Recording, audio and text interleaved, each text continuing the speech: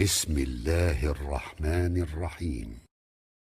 السلام عليكم ورحمة الله وبركاته. بسم الله الرحمن الرحيم.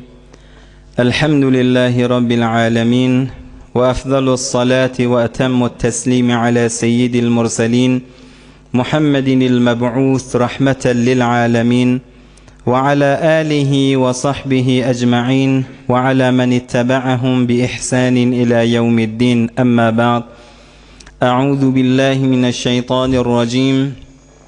محمد رسول الله والذين معه أشداء على الكفار رحماء بينهم، تراهم ركعا سجدا يبتغون فضلا من الله ورضوانا، سيماهم في وجوههم من أثر السجود، ذلك مثلهم في التوراة ومثلهم في الإنجيل كزرع أخرج شطأه فآزره فاستغلظ فاستوى على سوقه يعجب الزراع ليغيظ بهم الكفار. وعد الله الذين آمنوا وعملوا الصالحات منهم مغفرة وأجرا عظيما. صدق الله العظيم. Başımızın tacı olan ustadlar, yüzleri nurli, dilleri doğalı olan hacdadele, yürekleri nuru iman bilen yalfıllayan kıymetli, erzişli yiğit dostlarım, Huday Tebarek ve Teala barinizin etiyen taat ibadatlarınızı Allah'ın dergahına kaldırıyan kollarınızı, açayan ellerinizi, din dünyanızı için etiyen hayır dualarınızı Allah barinizden kabul etsin. Huday Tebarek ve Teala can sağlığı, yurt parahatçılığı, nığmet bolçuluğu, emniyeti başımızdan ayırmasın inşallah. Huday Tebarek ve Teala celesatlara bereket verip aytyan eşdiyarlardan kabul edip iki dünyada eçerlemiz bilen bile saadet versin inşallah. Mümin Müslüman doğullu 20. celese Siriye Hazreti Ebu Bekir Siddiq radıyallahu anh 20 celese var Hazreti Ebu Bekir Siddiq'ın siretinin içindeki bolyan tarihi gurrunle bilen, jengle bilen, enatasının kimdigini tanıtmak bilen 20. celese yettik. İçindeki bolan vakiyle dersleri bilen. Bir gece Hazreti Ebu Bekir Siddiq'ın siretinin içinde Hazreti Ebu Bekir Siddiq'ın zuhdi, var'i, takvaçılığı, ahiret kaygısı bolyalliginden tarihte bir neçe gurrunle Hazreti Ebu Bekir Siddiq şu camiye, şu mahal bize dersli içinde bağ gurrunları, içindeki dersli bilen hizmetinize yetirirsin inşallah.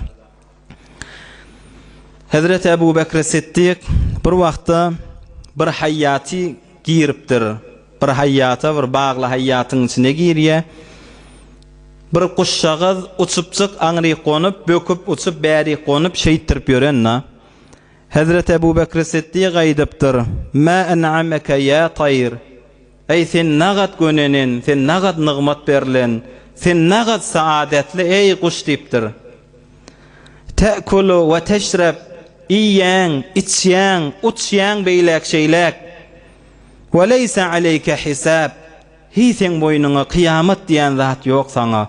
Sana hiçbir hesap yok, kitap yok, sana bir günah yok.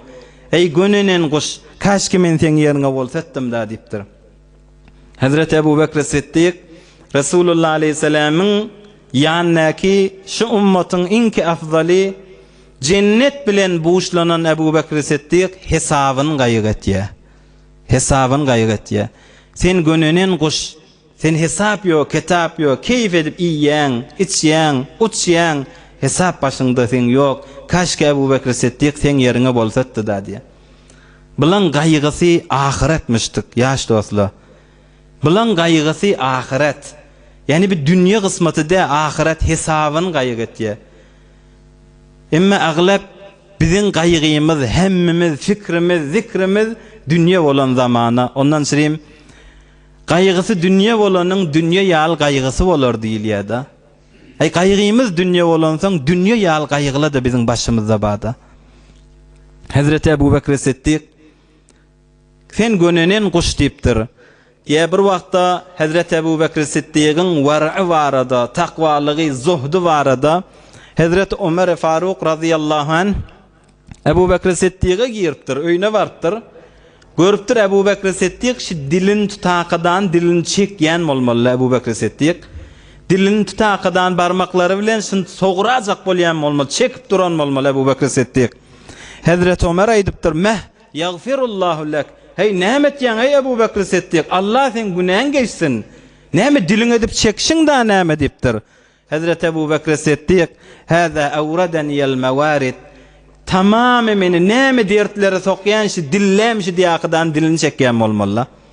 Yani dilin gıybetten saklayan adam, tohmetten saklayan adam, dilini lehuden saklayan adam, bihude dilini kepletmeyen adam, onu da dilinden tutaqadan şu däme meni hemme başıma belanı getiren her bir meni musibetlere salan şu däme diýakydan dilini çekýän bolmaly.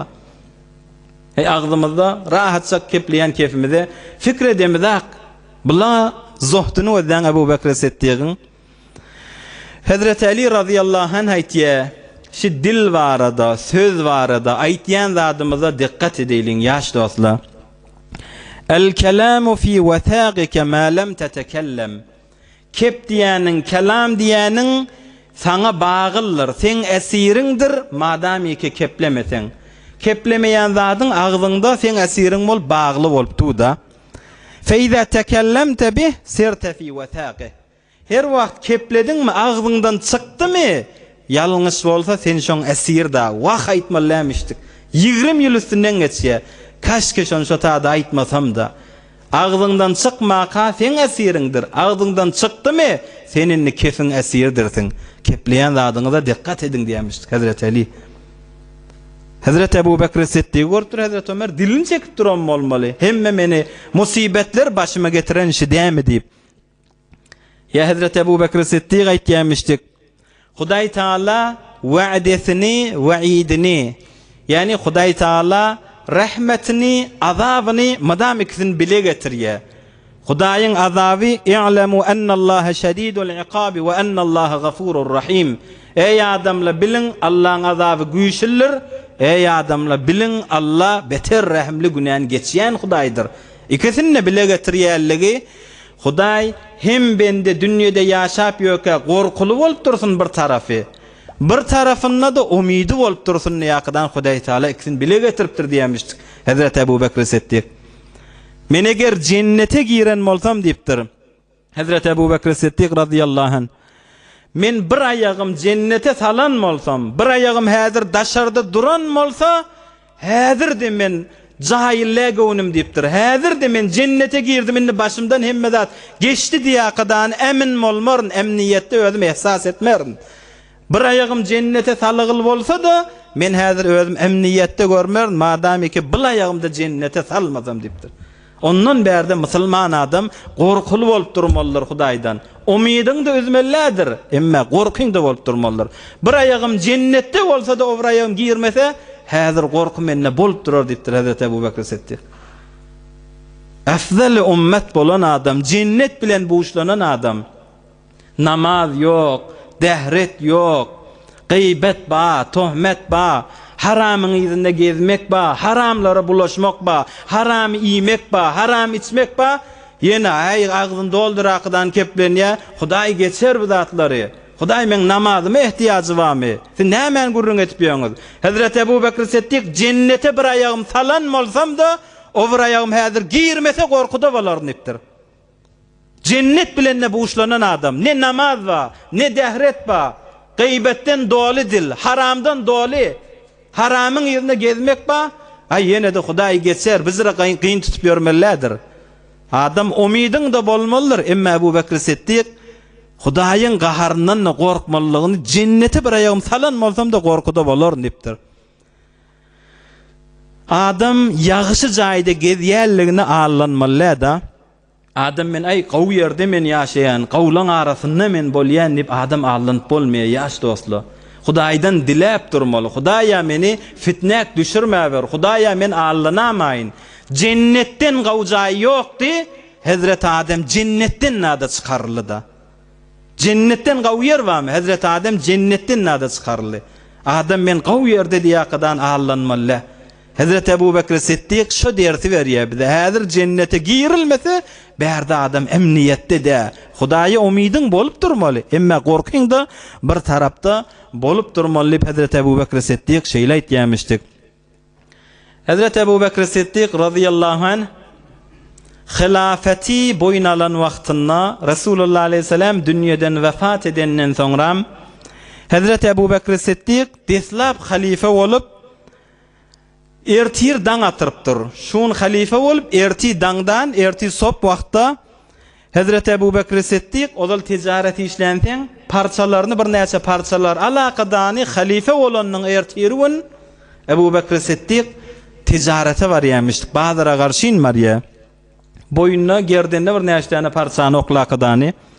Hazreti Ömer radıyallahu anh Hazreti Ebu Ubeyde bilen sataşıpdyrlar. Hazreti Ebu Bekir Siddiq'e "Eyne turidu ya halifete Resulillah?"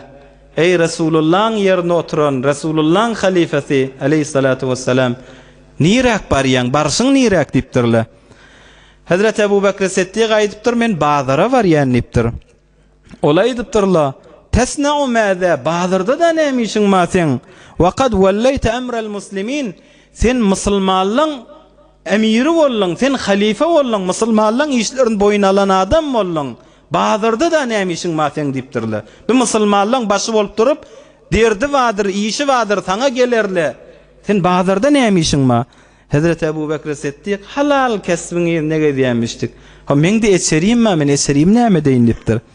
Hazreti Ömer bilen Hazreti Ebu Ubeyde ýör sen niýakydan ekidip Beytul Mallan günne bir sana sen bazara gitmeli, sen musulmanlyň işin boyun almaly ýakydan Beytul Mallan bir nerh taýin edakydan Hazreti Ebu Bekir Siddiq'a şeýle berýärler. Hazreti Ebu Bekir Siddiq beter halal kesbiň ýyzyna, halalyň ýyzyna gezmeklige ähmiýet berýärmişdik. İmam Şafii rahmetullahi aleyh aýtýar, şunku mowzumuz Hazreti Ebu Bekir Siddiq'in war'i beter de bir içine girmeli mowzumyzyň biri şu lokman halal bolmaklygy Hazreti Ebu Bekir Siddiq'in bir däne gurrüňiniň içinden dersleri bilen inşallah hyzmatyňyza ýetirer.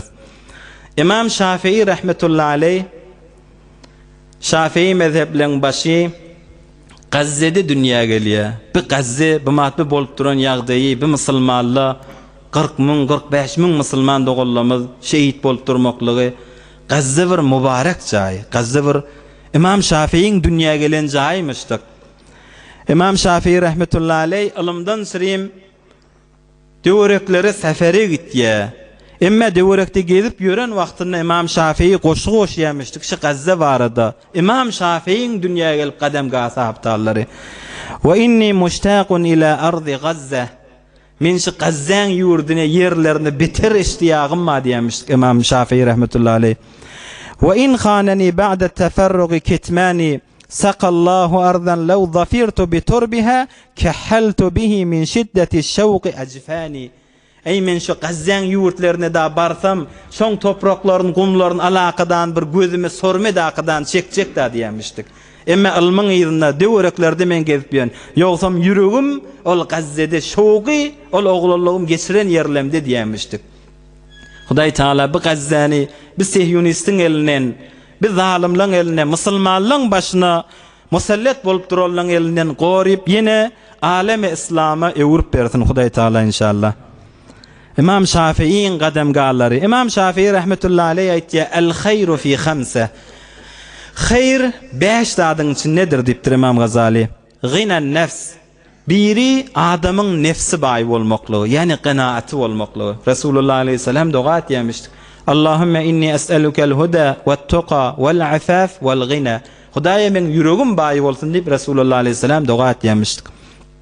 Hayr 5 datda deslapkysy adamın ýüregi baý bolmaklygy. İkincisi ve kefful eza. Ey şu hayırdır haşi diýipdir. Halka eziyetin yetmeýän ýörse olakon hayır şu. Halka eziyetin yetmeýän bolsa olakon hayırın getirip ýöňdäsiň. Bir wagtda bir alimlaň birine inne fulanan şatamak. Hey falan alım, ol falani sana sevdi, sen izinden şeyle kepledi deyip haber veripdirler da. Faqala ma vecede şeytanu beriden gayrek, şeytan oylamana, şeytan iyilsetmene senden başka adam tapmadım diptir. Falani sana sevdi deyip gelip haber veriyen, şeytan iyilsetmene, iyilçilik etmene senden başka adam yoktum şeytana. Ne ettirpiyon diptir. Falani sana sevdi, sen izinden kepledi, şeytan senden başka adam tapmadım ay diptir.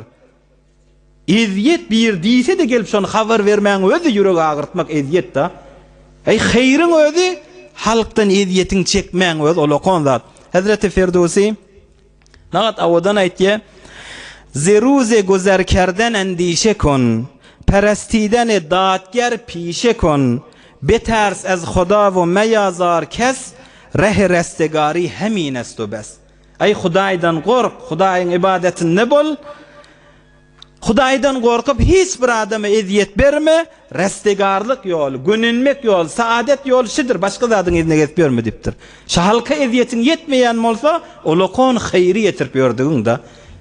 İmam Şafii rahmetullahi aleyh, halktan eziyetin galsın hayırşın sinnedir. Ve taqwa, takvalıkta hayır vardır, yaş dostlar.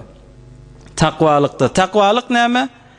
İmam Azam Ebu Hanife rahmetullahi aleyhin mezhebinin içinde Kur'an sünnetin tariqatine yoluna yürümeklik halal bilyen mamulanda, gezende, keplende, gülende hemme zatta Xudayın Kur'ani Resulullah aleyhisselamın sünneti İmam Azam'ın mezhebinin çarşufunun içinde şon yolu bilen gitmeklik yani sen takvalık hayırşın içinde da.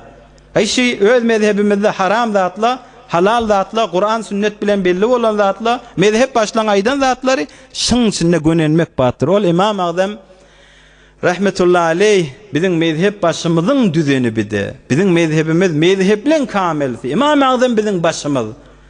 Bir vaqt İmam Azam rahmetullahi aleyh yatika deyişinne Resulullah aleyhissalatu vesselam'ın mübarek ravza-i mutahharesini Resulullah aleyhisselam'ın mübarek kavrın açıyan olmalı.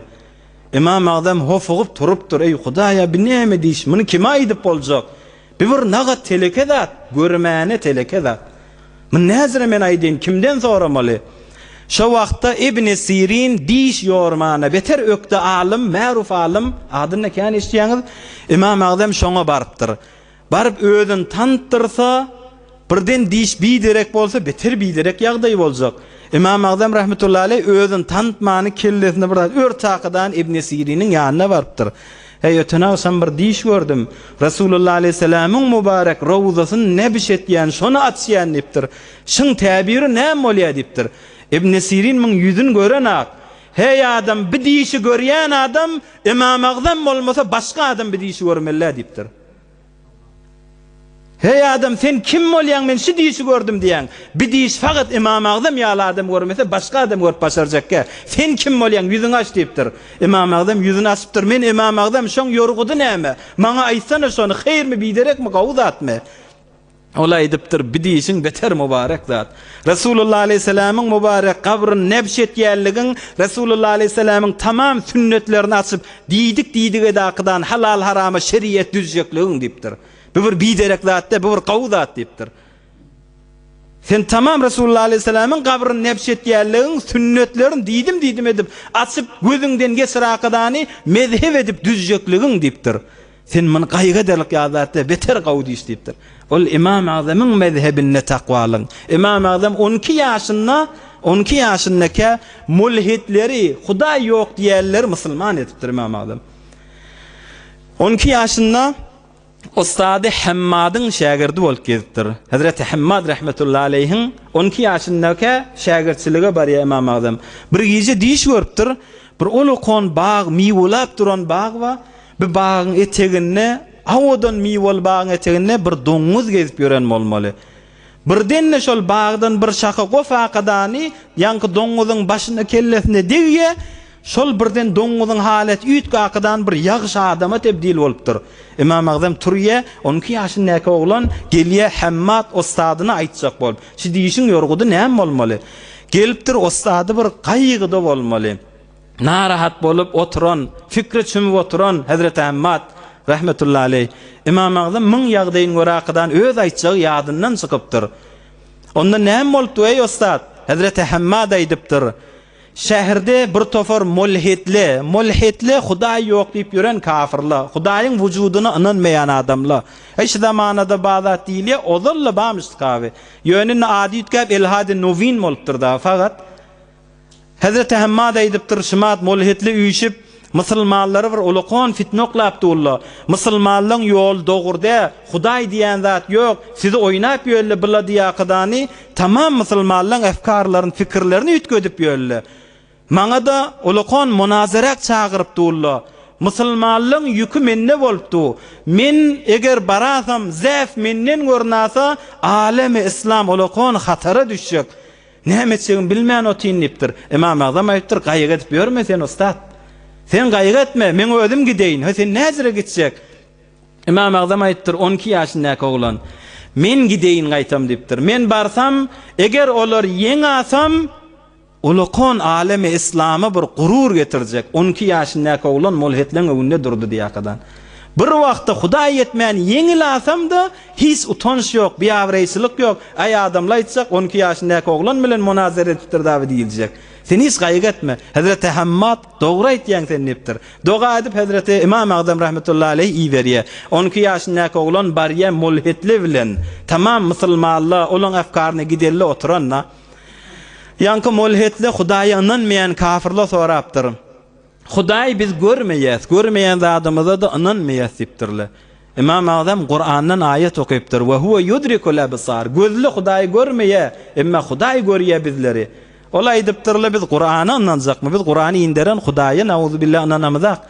İmam Azam tabii bize düşündir diýipdirler. İmam Azam aýdypdyr, Hudaý görmeseň inanmaýan bolsaňyz, bir adam jan mertuqa näme çykýar şondan? Ola aýdypdyr, ruhy çykýar. Siz ruhu gözüňiz bilen görýäňizmi ruhu çykýar diýäňiz? Onda ýok. Ha näzire görmeýän zadyňyzy inanaýaňyz diýipdir. Bitada ýeňipdir olar. Onda ikilenji Hudaý ba diýsek, onda Hudaý nirde diýipdir.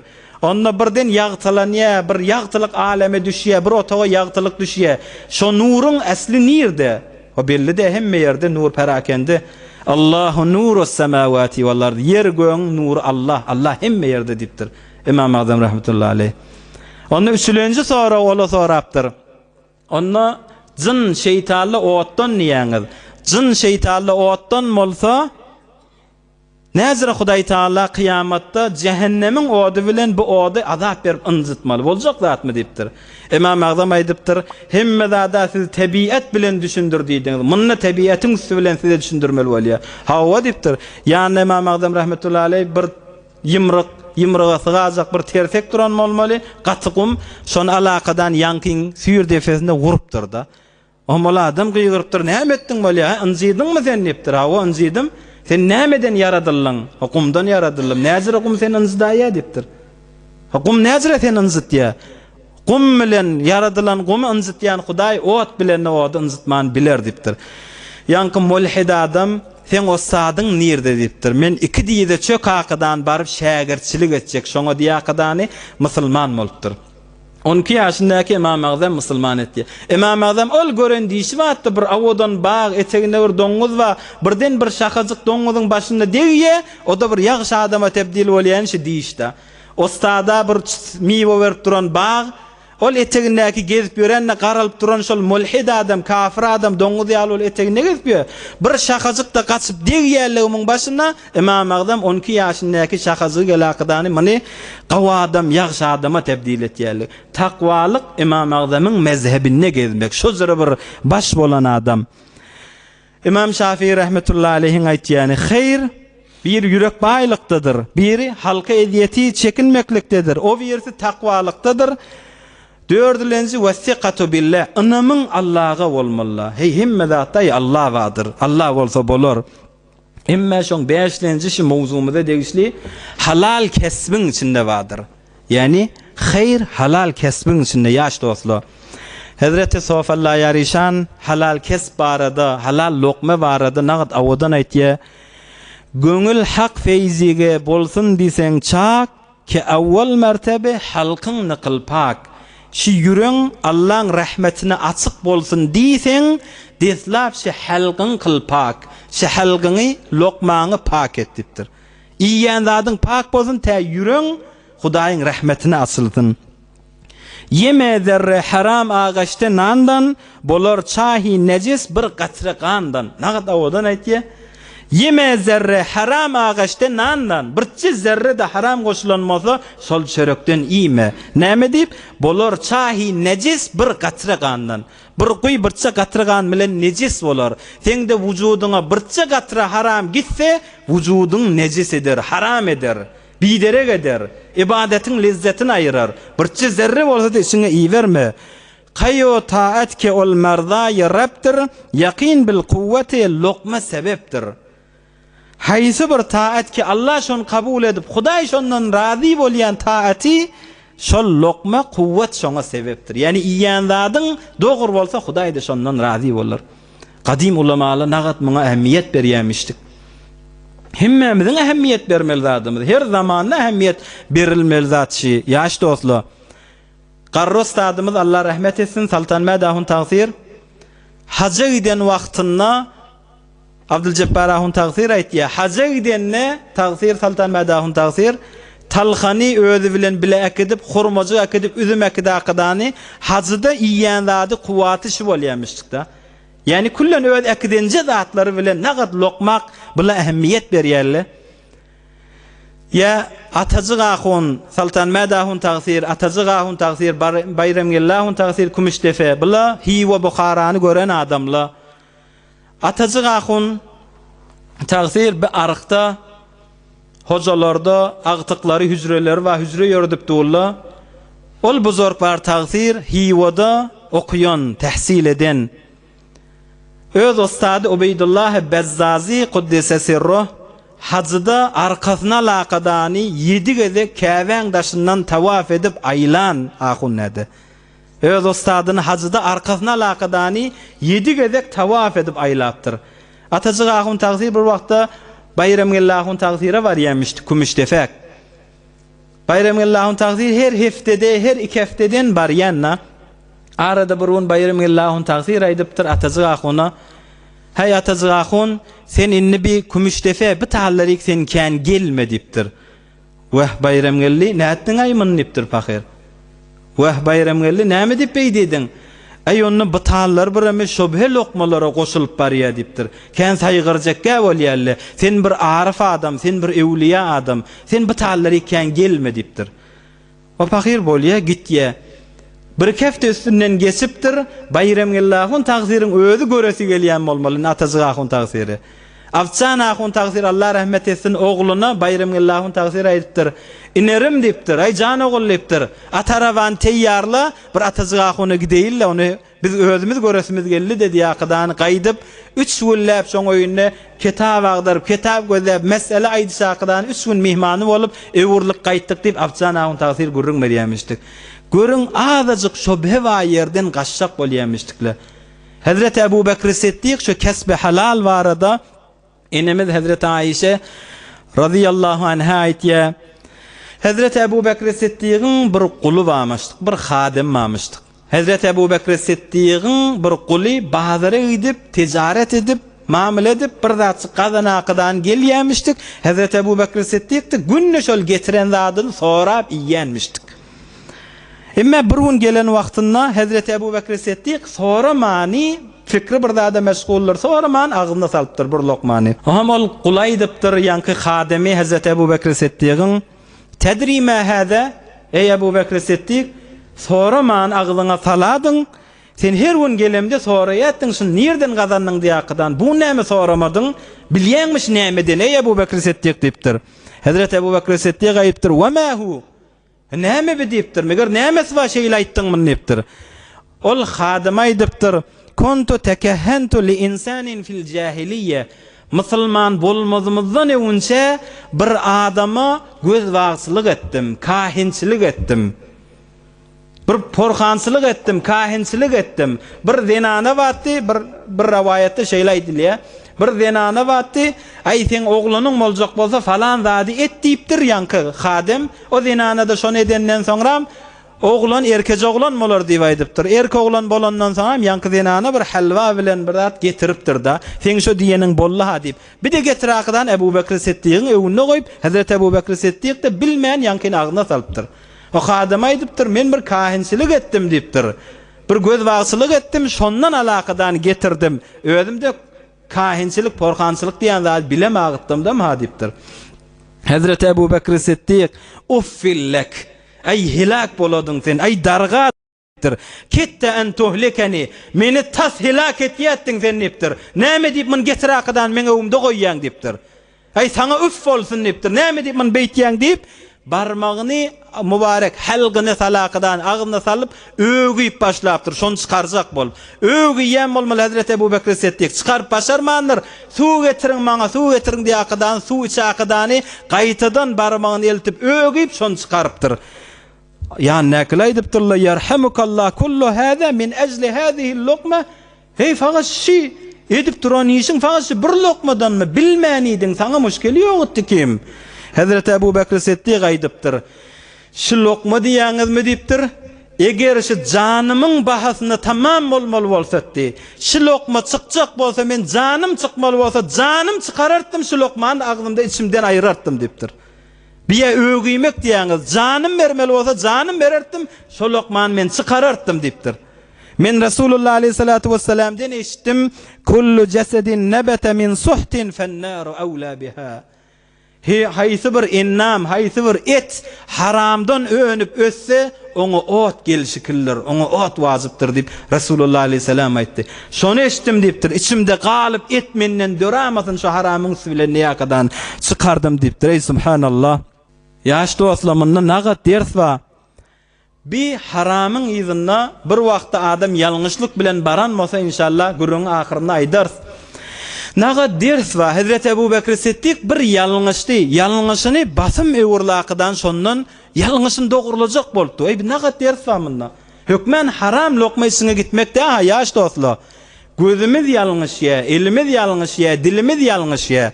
Eýem adam öwürülmeli ha. Dilinde towaň bilen ýa şol günäni basym ýuýan zatla bir ýagşy amel etmek bilen ýa basym dehret kılmak bilen adam bir ýalňyş ýasaşma erten öýläne selim adam nagat ýalňyş ýa, iş çaýyna ýalňyş ýa, gözüň ýalňyş ýa, bazarda ýalňyş ýa. Şu basym ýalňyşyny ýumak şertmişdi. Hazreti Ebu Bekir Siddiq basym işte basyny aýyrjak boldy da. Näme behterin günän ýuýan zat hemin gylýan dehretimizdir ýaş dostlar. Bir wagtda Rasulullah aleyhissalatu vesselam'a bir guruh Yahudiler gelipdir. Ol Yahudiler sorapdyr. Ey Muhammed sallallahu aleyhi ve sellem, şu dehret kılanda inki arasa jaýlamyz şyla, nämeden şirim şylar biz ýuýas. Dehrette el ýuýas, agyz şaýkyýas, ýüz ýuýas. Sen peýgamber bolsaň şunu bize aýt diýipdirler. Şu dehret biziň günämizi ýuýanlar ha. Peygamberimiz aleyhissalatu vesselam aýtdyr, görüň hikmetini. Hazreti Adem cennetde deslap hata edip ýalňyşan Hazreti Adem. Hazreti Adem dogurşa Hudaýyň haram eden miwasyna garşyn, Hudaýyň barma diýen zadyna garşyn barýa. Gadamlar şonu ýörüp gitýär. Barakadan şonu gözleýär, ýüzi şoňa garşyn bakýar. Şonu elin uzadakadan eli bilen alýa, eli ýalňyşýar. Soňram şonu agyna salmaka bir isgapdyr, o hem agyna salypdyr. Ýa agyna salandan soňram ýalňyş akadan men şoňa barmaly etdim diýip elin başyna goýupdyr. Ey binagat biziň dinimiz awadan. Soňram Hazreti Adem tövbe edenne Hudaý Taala şo ýalňyşan äzalyň ýu ey adam diýipdir. Aýaň bilen ýalňyşdyň, aýagymyz ýuýas, ayak günah karşın Hazreti Adem'inki yürüyüptür yuya. Elin yuya Hazreti Adem eli bilen tutuptur şon, elimiz yuya. Burnumuz sayqalya, burnumuz bilen Hazreti Adem burnu bilen isgaptır şonu. Burnumuz sayqalya. Ağzımız yuya, ağız bilen gafılıptır, ağza salınıptır şo. Om kellemiz mesetýänimiz näme? Hazreti Adem ýalňyş ondan soňra başyny şeýtdirip elin başyna goýupdyr da. Ýalňyş adam diýip. Şi ýalňyş elin degen ýerin nada arasalan ýa-da şeýtdirip mesedil akydany. Ýani bize näme ders bar? Biz de ýalňyş ýaz, ay göz bilen, el bilen, dil bilen şi dehret biziň günälerimiz ýuýandyr ýaş dostlar. Resulullah aleyhisselam aytýar: "Kullu ibni Adam hatta ve hayrul hatta'in et-tawwabun." Hemme adamlar ýalňyşýandyr. Adam ogly bolsa ýalňyşy badyr. Emma inki ýalňyş ýaldan gawragy ýygynyň tawba etýändir. Hudaýa men ýalňyşdym, estağfirullah. Dehretde bir tawbaň birdir, ha günän ýuýan zatdyr. Hazrat Ebu Bekir Siddiq bila fasala yanka haram lokmany agzyndan çykarjak bolýar. Ýaş dostlar, Peygamberimiz aleyhissalatu vesselam aytýar: "Ya'ti 'alan-nasi zamanun ma yubali ar-rajul min ayna asaba al-mal min halalin aw haram." Bir zaman adamlara geljek diýipdir. Adamlar asıl äsgerjekkä eýşi mali mebde'i nirden, halaldan gelimi, haramdan gelimi? Asıl äsgerjekkäle şonu. Ýaş dostlar, mına aýdylýanym, elhamdülillah hemmäňiz äsgerýärlindendir. Bi fakat Resulullah aleyhisselam bize dinimizden süreyim tavsiran zadi. Hudaý Taala bizi äsgerýärlerden etsin. Hemmemiz madam kesbimiz halallan etsin. Hudaý Taala hemmemizin mebde rızkımız hemişe halallan bolsun. Bular aýdylýarlygy adam nefse allanıp, adam nefsine hayhewesine allanıp dünýä gydakydan bir wagtda harama barmalyada. Ol rızky berip duran Allah, sen halalyň ýyzynda bolsaň da berýär, haramyň ýyzynda bolsaň da berýär. Ol Hudaý biz şunaýdylmaklykdan halal waka haramy musulman adam barmalydyr. Hazreti Musa ala nebina we aleyhissalatu vesselam bir wagtda Hudaý Taala risaleti berýär Firawuna garşy gitmeli bolanda. Hazreti Musa eçersini gaýga etipdir. Men gitsem bilen iýbisketi rızky näzire bolar diýip bir ýüregine düşüpdir. Hudaý Taala Hazreti Musaga aýdypdyr: "Ey Musa, şu öňdäki sahrany mübarek asaň bilen wur" diýipdir. Hazreti Musa asany wurýa, o sahraň içinden ýene bir sahry çykýar, daş çykýar. Indi bir daşda wur diýipdir Hudaý Taala. Hazreti Musa bir daşda wurýa, ýene bir daş çykypdyr. Hudaý Taala aýtdyr: "Ey Musa, bir daşy da wur" diýipdir. Hazreti Musa 3-nji daşda mübarek asasy bilen wurýa, ol daşda dewilýär. İçinde bir gijije gurçuk, bu zady gijije gurçuk 3 daşyň içinde, kat daşyň içinde, kat daşyň içinde bir gurçuk duran bolmaly. Hudaý Taala ol gurçugyň aýtýan zikrini, tesbihini Hazreti Musaga eşitdiripdir. Kat daşyň içinde bir gijije gurçugyň aýdyp duran zikri şimişdik. Subhana men yarani.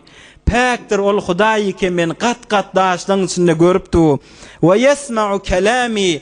Kat daşyň içinde Allah'a subhanallah diýip tesbih aýtýarlamy eşitipdi.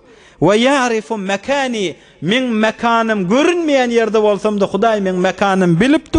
Ve yezkuruni ve la yansani. Hudaý tamam aleme rızkyn paýlanyna menne Hudaý Taala unutmany, men rızkymda da yetirip duran Hudaýa hamd bolsun näkadan gurçuk tesbih aýdypdy diýe. Kat daşyň içindäki bir gurçuň rızkyn berýän Allah hemmemizin de rızkymyzy berjekdir. Ýöne rızk ehli sünnetin aqidesinde halal rızk, haram da rızk. Emme sen Hudaý Taala bize bir ihtiyar beripdir da. Bir aýdylmaklykdan hedef halalyň ýyzynda gezmek şertda. Bir wagt Hazreti Ali radıyallahu anh Hazreti Ali'nin atynyň üstüne bir eýer barmışdyk. Bir adam görüpdir muhtaç. Şol adamyň tormy muhtaç görnüpdi. Hazreti Ali bir ýere girýär, şol giren ýerine aýdypdyr: "Işdi çyksam, ey şu atymyň zinini, eýerini şol muhtaç adamyň men beraý" diýip niýetini alypdyr. Şol muhtaçrak görünýär, başga da ýok ýanymda, şon bereýin bazara gider satar özüne bir rızk ediner diýip Hazreti Ali ýadyna salýar. Gelipdir görse atynyň zini ýok. Yanka adamın öýdi hirsi bilen Hazreti Ali'den öňçe çödakydan alyp ogurlak gidipdir. Hazreti Ali aýtdyr: "Şoň öýdi halal rızkdy, emma halaly hawlygyp harama tebdil etdi" diýipdir. Halal rızkdy, hawlykmasa öýdüm berjekdim, emma öýdi hawlygyp hirsi bilen harama men tebdil etdi diýipdir.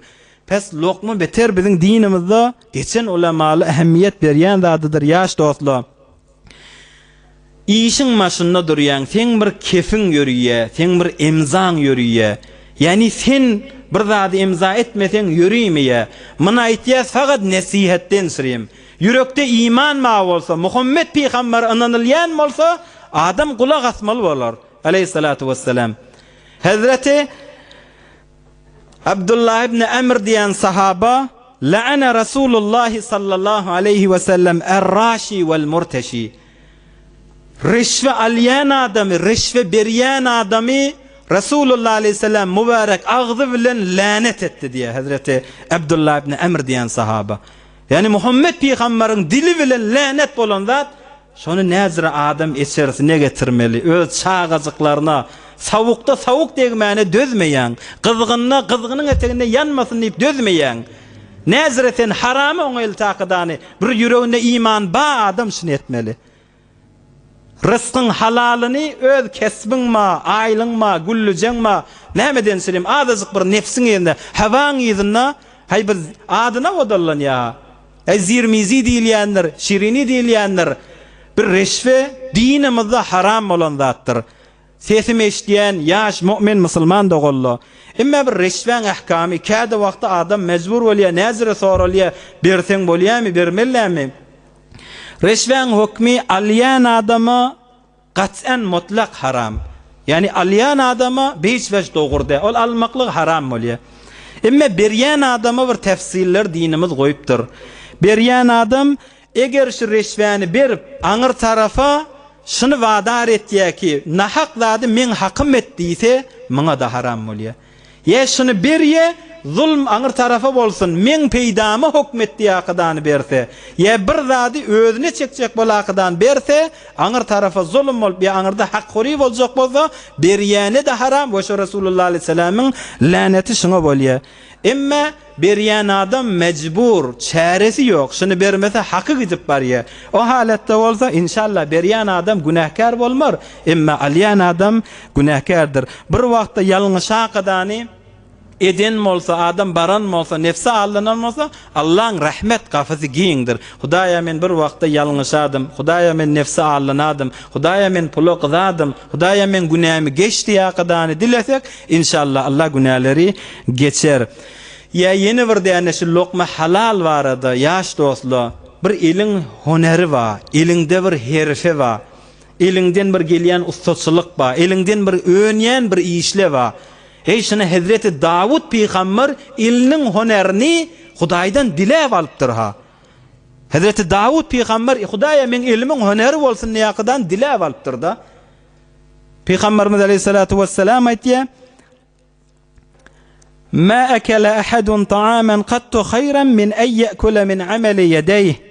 Hiç bir adam halal sörü qawrak zady iýen nädir? Meger şu öz iliniň kesbinden. Elinde bir honer wada, inki qaw halal terin rızk şoda, inki qawzat şo. Hazreti Davud Peygamber öz illeri bilen işläp, öz illeriniň gazanjyny ýetdi diýipdir Resulullah aleyhisselam. Hazreti Davud Peygamber men diläp alapdyr Hudaý Taaladan. Hazreti Davud bir wagtda çehresini üýtgede akydany, egişini degişdire akydany, üstüne bir yüzüne bir zat örtüp Hazreti Davud bahadıra çıkıptır. Adamlardan soracak bolup. Şu Davud näzir adam diýakydany milletten soracak bolup başyna bir zat örtüp özüni tanıtdyrman Hazreti Davud çykýar. Hudaý Taala şu wagtda bir periştäni iýeripdir adamyň şekline daqydany. Ol perişte adamyň şekline bolup Hazreti Davudyň öňünde durupdyr. Hazreti Davud özüni tanıtdyrmany öwdäki perişte ýöne adamyň şekline bolup durandan sorapdyr.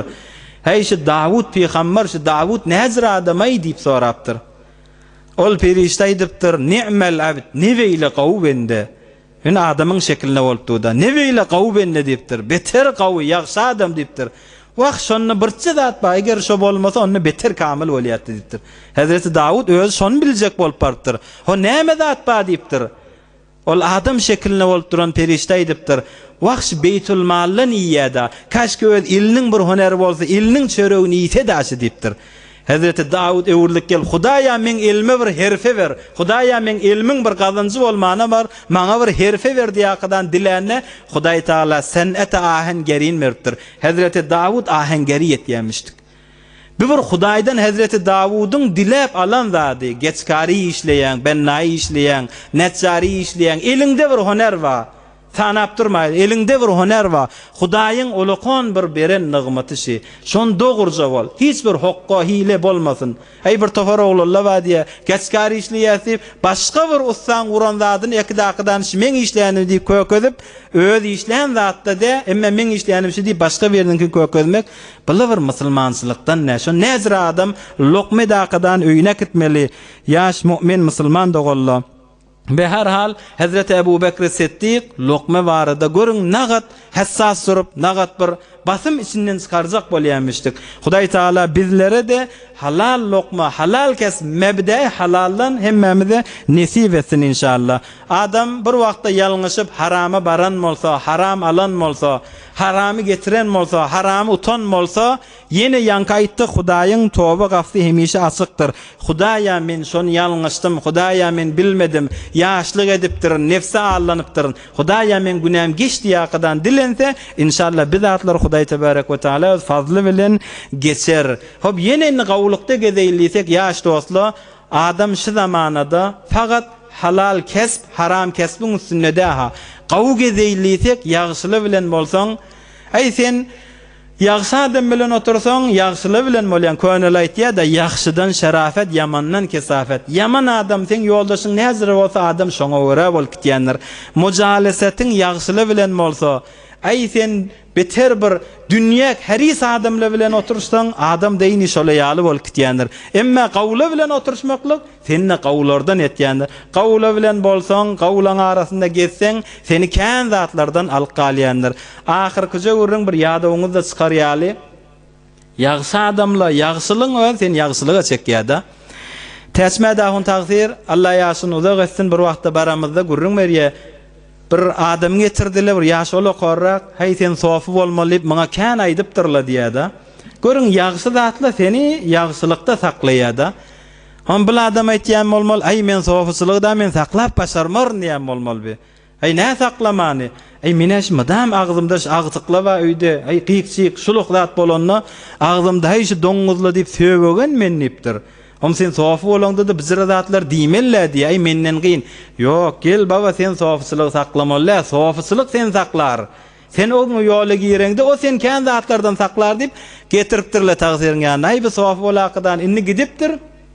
Öňçe madam hay doňuzla diýip söwüp ýören adam da öýüne baran wagtynda bir agtyklary bökýän bolmaly, şuluk etýärler bolmaly, öwünde ay ýörtük geçýärler bolmaly. Bir de madam hay tiqyryp ýören adam da haýyna şol öňkisi ýadyna şakadan hey diýipdir da şu doňuzla diýjek bolupdyr. O sofylyk ýadyna şakadan özüňize miň diýäňiz özüňize diýen bolmaly. Ol indi sofylygyň ýadyna şakadan görüň, biderek zatlardan saklaýar. Adam bir oturuşyp turýan adamyň ýagşyla bolsa, sen de şolary öwrä bolup gitýäň. Hudaý tebarek we taala aýdan eşdellerden kabul etsin. Bir mowzuny jembendi etsek, Hazrat Ebu Bekir Siddiq'in zuhdi, taqwalygy, Hazreti Ebu Bekir Siddiq'in beter de bir gaýym durýan zady halal lokmaň üstünde meşdi. Hudaý tebarek we taala hemmeňizi mebdeňiz hemişe halallan etsin. Rızkyňyzy halallan etsin. Halal rızkyňyzy eserliňizde bol etsin inşallah. Hudaý tebarek we taala hiç wagtda bizi harama eltmesin. Hudaý tebarek we taala aýdan eşdellerden kabul etsin. Ötellen ruhsat bolar ýaly eserde daşarda kulak asallan umidwarlary bardyr dünýeden geçenleri. Doga hantymallaryna doga edersin inşallah okyberin. برای مشاهده ویدیوهای بیشتر به کانال یوتیوب سخنرانی‌های علمای ترکمن سر بزنید، مشترک بشید و منتشر کنید، اجر ببرید.